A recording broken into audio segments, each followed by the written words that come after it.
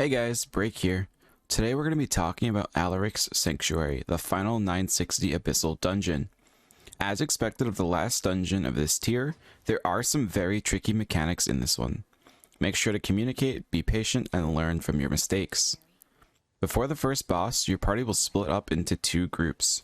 One will start with the Siren, the other will start with the Shark. Now that the parties are split, we're ready for the first boss. The Shark team will have a relatively straightforward fight initially, having to deal with the boss and essentially just wait for the Siren team. On the Siren side, when the Siren hits about 15 bars, a bunch of orbs will spawn. There will be both gold and black ones. Make sure to grab only the gold while avoiding the black. If you grab a black, it will make it harder to see. Once this is done, the party fighting the Siren will rejoin the party fighting the Shark.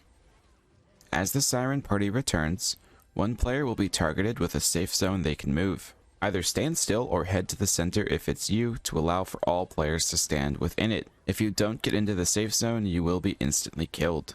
When the Siren dies, the gold and black balls will spawn again, repeating the mechanic the Siren party did earlier.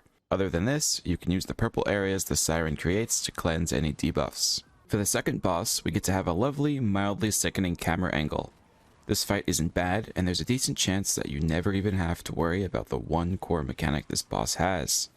Throughout the arena, there are 4 big pillars.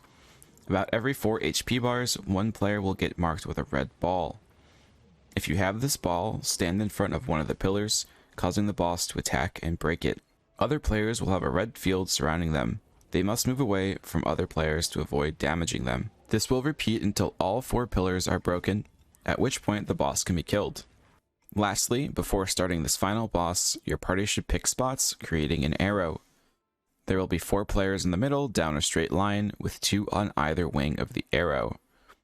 One of the major mechanics in this fight has the boss creating 8 safe zones in this arrow pattern.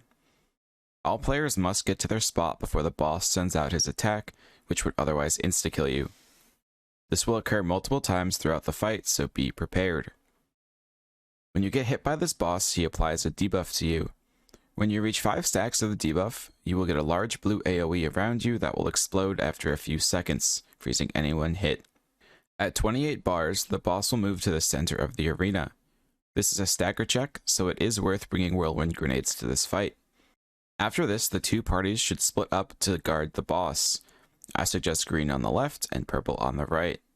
No yellow balls can touch him. While the smaller ones can be broken, the larger ones can only be staggered. If they do touch the boss, the party will be wiped.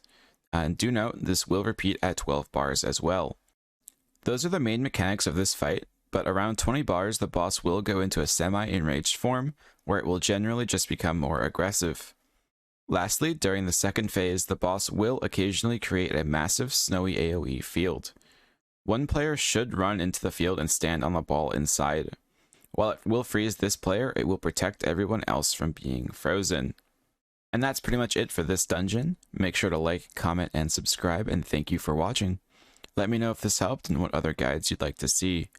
And of course, you can catch me live at twitch.tv/thebreaktrain, and I'll see you next time.